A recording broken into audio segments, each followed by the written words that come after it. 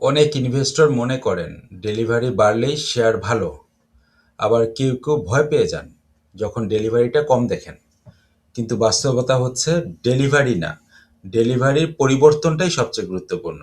আজ আমরা শিখব সিআইএসডি কি, অর্থাৎ change in state of delivery, এবং সিআইএসডি কিভাবে স্মার্ট মানি এর ফুটপ্রিন্ট দেখায়, এবং তিনটা বাস্তব চার্টে সিআইএসডি কিভাবে পজিটিভ সিগন্যাল দিতে পারে।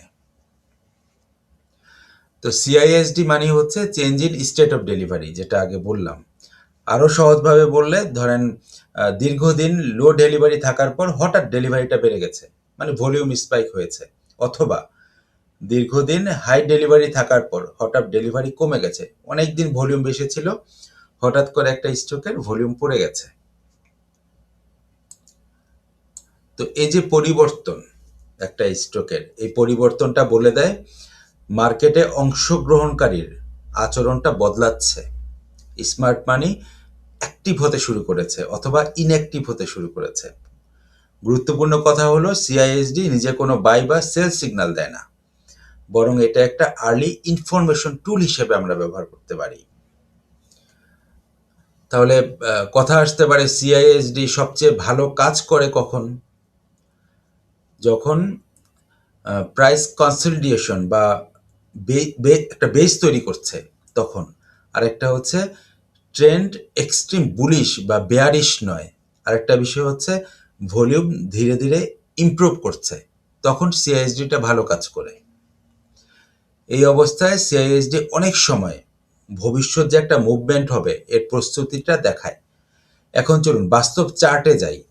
বাস্তব চার্টে যে আমরা কয়েকটা স্টকে সিআইএসডি কিভাবে কাজ করছে এই বিষয়টা দেখার চেষ্টা করি। আমাদের প্রথম শেয়ারটা, এগুলো জাস্ট এক্সাম্পল হিসেবে নেওয়া হয়েছে যেন আপনারা বুঝতে পারেন। আমাদের প্রথম শেয়ারটা হচ্ছে ইস্টার্ন হাউজিং লিমিটেড, ইএচএল। তো আমরা যদি ইএচএল এর বর্তমান এই চার্টটাকে দেখি, এটা একটা স্ট্রং আপট্রেন্ড হয়েছে, যেটা 90 টাকা পর্যন্ত গিয়েছিল। তো স্ট্রং আপট্রেন্ডের পরে প্রাইস এখন একটা হেলদি কনসলিডেশনে আছে, মানে অ্যাকুমুলেশনের মধ্যে আছে, যেটা 75 থেকে 80 টাকার মধ্যে প্রাইস বারবার সাপোর্ট নিচ্ছে। এটা সবচাইতে বড় একটা বিষয়, সাপোর্ট নিচ্ছে। তো এই ধরনের জোনে যদি আমরা দেখি আগের তুলনায়, অর্থাৎ এখন যে ভলিউমটা হচ্ছে এই ভলিউমের তুলনায় ডেলিভারি ইন্টারেস্ট বাড়ছে কিন্তু প্রাইস চুপচাপ আছে, তখন আমরা বুঝবো এটা একটা পজিটিভ সিআইএসডি এনভায়রনমেন্ট তৈরি করছে। এর মানেটা হচ্ছে মার্কেট ধীরে ধীরে স্ট্রেংথটা বিল্ড করছে, অর্থাৎ এই স্টকটা একটা শক্তির জায়গায় আস্তে আস্তে নিজেকে নিয়ে যাচ্ছে। তো এখানে প্যানিক না, এখানে কোনো অ্যাগ্রেশন নাই, বাট হেলদি একটা সাইন আছে। তো বর্তমান ইএচএল এর চার্টটা যদি আমরা দেখি, এখানে সাপোর্ট হবে 74 থেকে 75 টাকায়, ওর ভালো একটা সাপোর্ট আছে, আর রেসিস্ট্যান্স আছে 79 থেকে 81 টাকায়।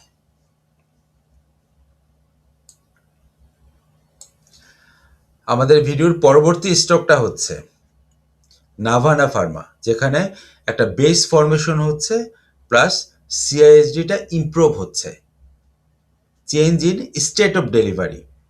তো দ্বিতীয় শেয়ার নাভানা ফার্মা, এখানে আমার লং টার্ম একটা ডাউন ট্রেন্ড ছিল, কিন্তু বর্তমানে প্রাইস দীর্ঘদিন ধরে ও প্রায় 50 টাকা থেকে 55 টাকার মধ্যে একটা বেস বানিয়েছে।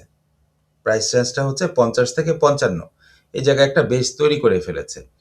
তো এই বেজের ভিতরে যদি সিআইএসডি ইমপ্রুভ করে, যেটাকে আমরা change in state of delivery বলছি বারবার, মানে ডেলিভারি পার্টিসিপেশন বাড়বে কিন্তু প্রাইসটা হঠাৎ লাভ দেবে না।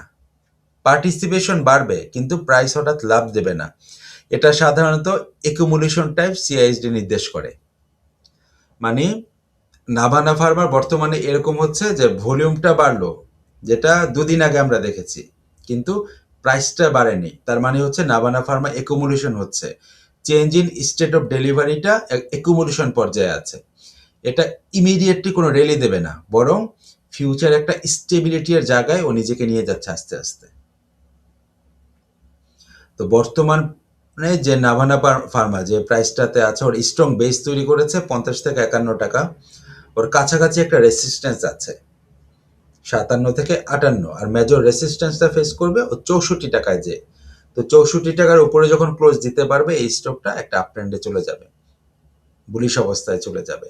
অর্থাৎ সিআইএসডিটা আমাদের নির্দেশ করে বা আমাদের দেখায় একটা স্টকের মুভমেন্ট কি পর্যায়ে আছে। আমাদের পরবর্তী স্টকটা হচ্ছে মেঘনা লাইফ।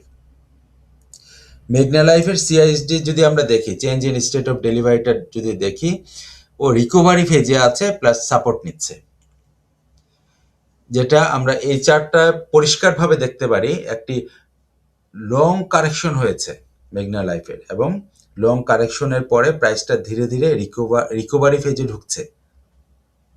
তো MA20 MA50 এর উপরে আছে, প্রাইস থাকার চেষ্টা করছে, এবং EMA80 এখনো নিয়ার বাই সাপোর্ট হিসেবে কাজ করছে। তো এই রিকভারি ফেসে যদি চেঞ্জ ইন স্টেট অফ ডেলিভারিটা পজিটিভ থাকে, সিআইএসডিটা পজিটিভ থাকে, মানে ডেলিভারি স্টেডি হবে বা ইমপ্রুভমেন্টটা হচ্ছে এই স্টকটার, এটা যেটা বোঝায় একটা রিকভারি মুভের জন্য একটি সাপোর্টিভ সাইন হিসেবে কাজ করবে। অর্থাৎ ডাউনসাইড রিস্ক, নিচে পড়ে যাওয়ার রিস্কটা ধীরে ধীরে কমে যাচ্ছে। তো মেঘনা লাইফের ক্ষেত্রে সাপোর্ট হচ্ছে 52 থেকে 53 টাকা, ও রেসিস্টেন্স ফেস করবে 57 থেকে 58 টাকায়, আর নেক্সট জোন পরবর্তী জোনেও চলে যাবে 61 টাকা। 61 টাকা এই জোনটাতে ও আবার একটা বেস তৈরি করার চেষ্টা করবে।